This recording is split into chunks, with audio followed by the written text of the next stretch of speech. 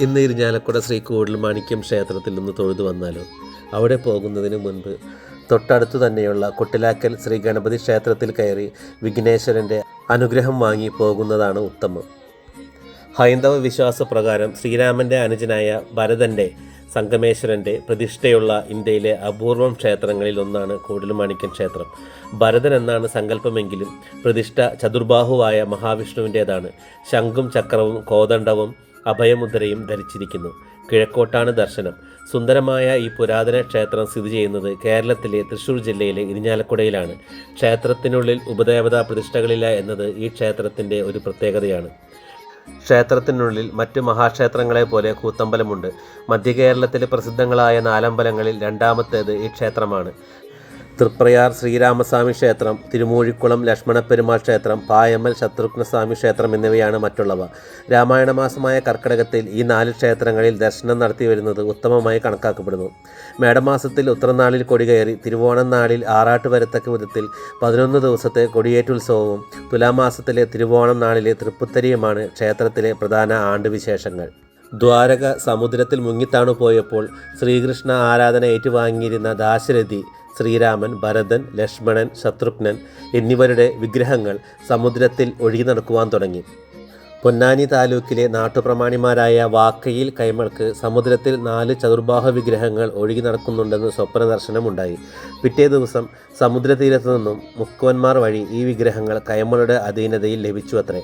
അദ്ദേഹം ജ്യോതിഷികളുമായി ആലോചിച്ച് തീവ്ര നദിക്കരയിൽ ശ്രീരാമക്ഷേത്രവും, കുലീബിനി തീർത്ഥക്കരയിൽ ഭരതക്ഷേത്രവും, പൂർണ്ണ നദിക്കരയിൽ ലക്ഷ്മണക്ഷേത്രവും, ഭരതക്ഷേത്രത്തിന് സമീപമായി ശത്രുഘ്ന ക്ഷേത്രം എന്നീ ക്രമത്തിൽ ക്ഷേത്ര നിർമ്മാണത്തിനായി സ്ഥലങ്ങൾ തെരഞ്ഞെടുത്തു പ്രതിഷ്ഠ നടത്തി. സഹസ്രാബ്ദങ്ങൾക്ക് മുമ്പ് ഇരിഞ്ഞാലക്കുട ഗ്രാമം പ്രകൃതിക്ഷോഭത്തിൻ്റെ കേന്ദ്രമായിരുന്നുവെന്നും ആ കാലഘട്ടത്തിൽ കുലീബനി എന്ന മഹർഷി കുറേ കാലം ഇവിടെ വസിച്ച് യാഗാദി കർമ്മങ്ങൾ നിർവഹിച്ചു എന്നും പറയപ്പെടുന്നു. മഹർഷിയുടെ യാഗം ഈ പ്രദേശത്തെ ധന്യമാക്കി എന്നാണ് വിശ്വാസം. അന്നുപയോഗിച്ച ഹോമകുണ്ഡങ്ങളിൽ ഒന്നാണ് കുലീബനി തീർത്ഥങ്ങളിൽ ഇന്നും കാണുന്നത് എന്നും വിശ്വസിക്കുന്നു.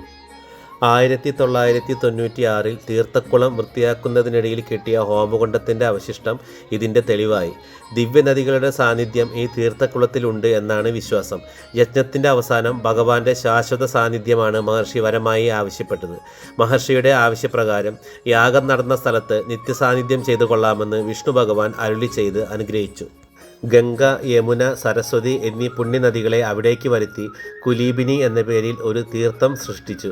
പിന്നീട് കുറേ കാലം കഴിഞ്ഞതിന് ശേഷമാണ് ഇവിടെ ക്ഷേത്ര നിർമ്മാണവും പ്രതിഷ്ഠയും ഉണ്ടായത് എന്നാണ് വിശ്വാസം.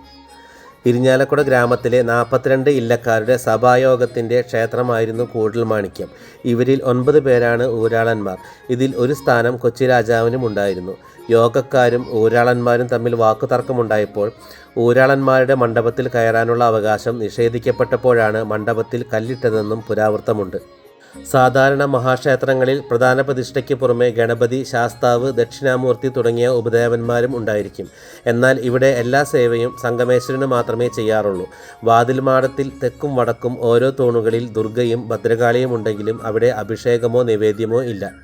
സാധാരണ മറ്റു ക്ഷേത്രങ്ങളിൽ ഉള്ള പോലെ 5 പൂജയും 3 ശ്രീബലിയും ഇവിടെയില്ല. ഉഷപൂജ, ഉച്ചപൂജ, അത്താഴപൂജ എന്നീ പൂജകൾ നടത്തുന്നു. എതിരേറ്റ് പൂജയും പന്തീരടിയും ഇല്ല. പുറത്തേക്ക് എഴുന്നള്ളിക്കുക ഉത്സവകാലങ്ങളിൽ മാത്രമേ പതിവുള്ളൂ. ഉത്സവബലിയും ഇല്ല. ശ്രീഭൂതബലി മാത്രമേയുള്ളൂ. ക്ഷേത്രത്തിൽ തെച്ചി, തുളസി മുതലായ പൂജാപുഷ്പങ്ങൾ ഉപയോഗിക്കുന്നുവെങ്കിലും തെച്ചിയും തുളസിയും ക്ഷേത്രത്തിൽ വളരുന്നില്ല. ക്ഷേത്രത്തിലെ തീർത്ഥത്തിൽ മത്സ്യങ്ങൾ ഒഴികെ മറ്റ് ജലജന്തുക്കൾ സാധാരണമല്ല. പൂജയ്ക്കായി ചന്ദനത്തിരി, കർപ്പൂരം മുതലായവ ഉപയോഗിക്കുന്നില്ല. കേരള വാസ്തുവിദ്യയുടെ പ്രത്യക്ഷ ഉദാഹരണമായ ഒരു കൂത്തമ്പലം ക്ഷേത്രതുല്യ പവിത്രതയോടെ നിലകൊള്ളുന്നു. കൂടൽമാണിക്യസ്വാമി ഭക്തജനങ്ങളുടെ രോഗമോചകനായി ആരാധിക്കപ്പെടുന്നു. ഉദരരോഗ നിവാരണത്തിനായി വഴുതനങ്ങ നിവേദ്യം കഴിക്കുന്നത് ഇവിടുത്തെ പ്രത്യേകതയാണ്. ശ്വാസസംബന്ധമായ രോഗത്തിൻ്റെ നിവാരണത്തിനായി ക്ഷേത്രതീർത്ഥത്തിൽ മീനൂട്ട് എന്ന വഴിപാട് നടത്തുന്നത് ശ്രേഷ്ഠമായി കണക്കാക്കപ്പെടുന്നു. ക്ഷേത്രത്തിൽ നടത്തുന്ന പുത്തരി നിവേദ്യത്തിൻ്റെ അനുബന്ധമായി നടത്തുന്ന മുക്കുടി നിവേദ്യം സേവിച്ചാൽ 1 വർഷത്തേക്ക് രോഗവിമുക്തരാകും എന്നാണ് വിശ്വാസം.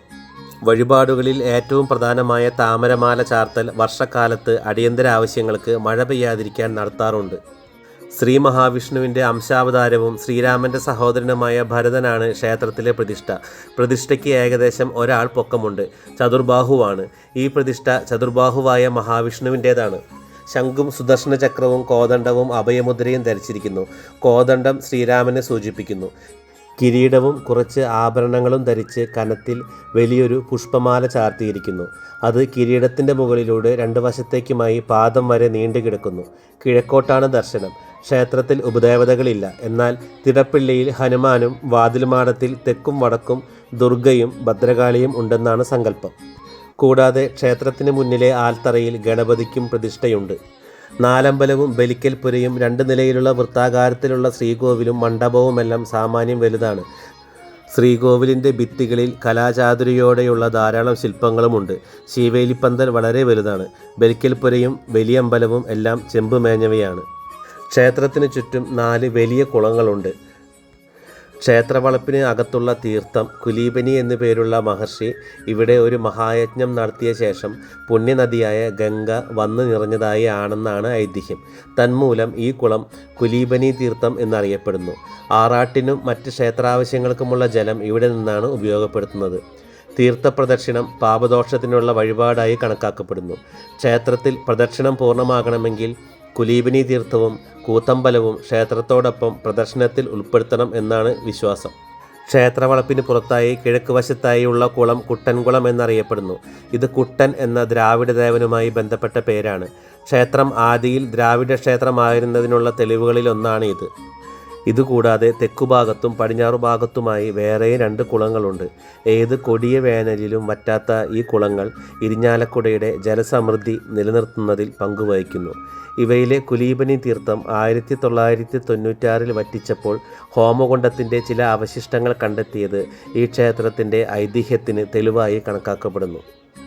മേടമാസത്തിൽ ഉത്രം നാളിൽ കൊടി കയറി തിരുവോണം നാളിൽ ആറാട്ടായി ആകെ 11 ദിവസമാണ് ഇവിടുത്തെ ഉത്സവം. നെറ്റിപ്പട്ടമണിഞ്ഞ 17 ആനകൾ ക്ഷേത്രോത്സവത്തിന് ഉണ്ടാവാറുണ്ട്. തൃശ്ശൂർ പൂരത്തിൻ്റെ പിറ്റേ ദിവസമാണ് ഇവിടെ ഉത്സവം തുടങ്ങുക. ഉത്രം നാളിൽ കൊടി കയറി കഴിഞ്ഞാൽ കൂത്തമ്പലത്തിൽ കൂടിയാട്ടത്തിലെ ഒരു ചെറിയ ഭാഗം അരങ്ങേറിക്കൊണ്ട് കലോത്സവത്തിൻ്റെ നാന്ദി കുറിക്കുന്നു. കൊടിയേറ്റത്തിൻ്റെ പിറ്റേ ദിവസം കൊടിപ്പുറത്ത് വിളക്ക്. ഈ ചടങ്ങിലൂടെയാണ് ഭഗവാൻ ആദ്യമായി നാലമ്പലത്തിൽ നിന്നും ക്ഷേത്രാങ്കണത്തിലേക്ക് എഴുന്നള്ളുന്നത്. പിറ്റേന്ന് മുതൽ പള്ളിവേട്ടയുടെ തലേനാൾ വരെ വിളക്കെഴുന്നള്ളത്ത് എന്ന ചടങ്ങുണ്ട്. വലിയ വിളക്ക് എന്നാണ് ഏറ്റവും ഒടുവിലത്തെ വിളക്കിന് പറയുന്ന പേർ. വലിയ വിളക്ക് ദിവസം രാത്രി വിളക്ക് കഴിഞ്ഞാൽ ശ്രീരാമ പട്ടാഭിഷേകം കഥകളി അരങ്ങേറുന്നു. ഇരിഞ്ഞാലക്കുടക്കാർ ആവേശപൂർവ്വം കാത്തിരിക്കുന്ന ദിനങ്ങളാണ് ഉത്സവനാളുകൾ. 17 ആനകളാണ് ഉത്സവ പ്രദക്ഷിണത്തിന് എഴുന്നള്ളിക്കുന്നത്. പഞ്ചാരിമേളം ഉത്സവത്തിന് മേളക്കൊഴുപ്പേകുന്നു. 7 ആനകളുടെ നെറ്റിപ്പട്ടം തനി തങ്കം കൊണ്ട് നിർമ്മിച്ചതാണ്. മറ്റ് 10 ആനകളുടെ നെറ്റിപ്പട്ടങ്ങൾ വെള്ളി കൊണ്ടും നിർമ്മിച്ചതാണ്. ഇത് ഈ ക്ഷേത്രത്തിൻ്റെ മാത്രം പ്രത്യേകതയാണ്. ക്ഷേത്രത്തിലെ പ്രധാന വഴിപാടുകൾ താമരമാല, മീനൂട്ട്, വഴുതനങ്ങി നിവേദ്യം, കൂത്ത്, അവിൽ നിവേദ്യം, നെയ്വിളക്ക്, വെടിവഴിപാട് എന്നിവയാണ്. അഭീഷ്ടസിദ്ധിക്കും സൽസന്താന ലബ്ധിക്കും കൂത്ത് വഴിപാട് നടത്താറുണ്ട്. ക്ഷേത്രത്തിലെ മറ്റൊരു വഴിപാടാണ് കളഭം. ക്ഷേത്രത്തിൽ 41 ദിവസം തുടർച്ചയായി അത്താഴപൂജയ്ക്ക് തൊഴുന്നതും ശ്രേയസ്കരമാണ്. കൂട്ടുപായസം സവിശേഷമാണ്. 4 ഇടങ്ങഴി അരി കൊണ്ടുള്ള വെള്ള നിവേദ്യവും മുഖ്യമാണ്. പാൽപ്പായസം, അപ്പം, നെയ്പ്പായസം, ത്രിമധുരം, തുലാഭാരം എന്നിങ്ങനെ വിവിധ തരത്തിലുള്ള വഴിപാടുകൾ വേറെയുമുണ്ട്. ചുരുക്കം ചില ക്ഷേത്രങ്ങളിൽ മാത്രമേ മീനൂട്ട് എന്ന വഴിപാടുള്ളൂ. ഏറ്റവും പ്രാധാന്യം തൃപ്രയാറിലാണെങ്കിലും ഇവിടെയും മീനൂട്ട് പ്രധാനപ്പെട്ട വഴിപാടാണ്. ഇവിടുത്തെ മത്സ്യങ്ങൾ ദേവാംശങ്ങളായതിനാൽ ഇവരെ തൃപ്തിപ്പെടുത്തുന്നത് ദൈവികമായ ഒരു കാര്യമാണെന്ന വിശ്വാസവുമുണ്ട്. കാര്യസാധ്യത്തിനും സന്താനലാഭത്തിനും മീനൂട്ട് വളരെ പ്രധാനമാണ്. അമ്പലവാസികൾക്ക് താമരമാലയ്ക്ക് പുത്തൻ കൊടുക്കുക എന്നത് പ്രധാനമാണ്. താമരമാല സ്വാമിക്ക് വളരെ ഇഷ്ടമാണ്. പ്രതിബന്ധമുള്ള ഏത് കാര്യവും മാലയ്ക്ക് 3 പുത്തൻ ഒഴിഞ്ഞു വെച്ചാൽ ഉദ്ദേശിച്ച കാര്യം സഫലമായി തീരുമെന്നാണ് ജനങ്ങളുടെ വിശ്വാസം.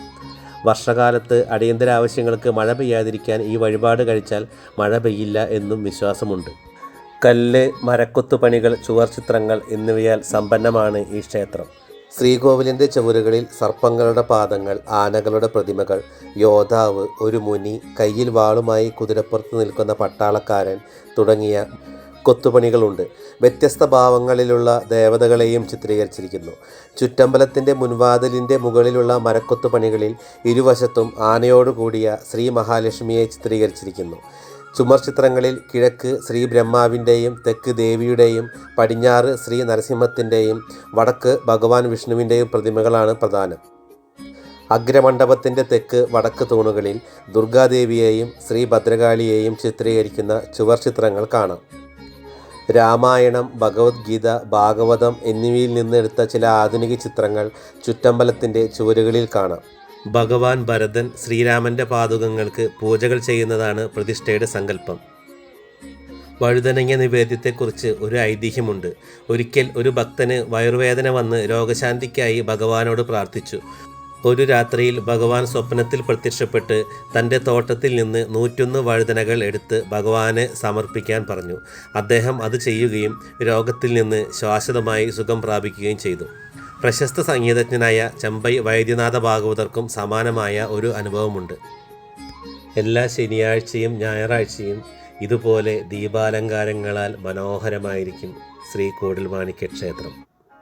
ഈ വർഷത്തെ കൂടൽമാണിക്യ ക്ഷേത്രോത്സവം ഏപ്രിൽ 28-ന് കൊടികയറി മെയ് 8-ന് ആറാട്ടോടുകൂടി അവസാനിക്കുന്നു. എല്ലാവരും പങ്കുകൊണ്ട് ശ്രീ സംഗമേശ്വരൻ്റെ അനുഗ്രഹം വാങ്ങുക.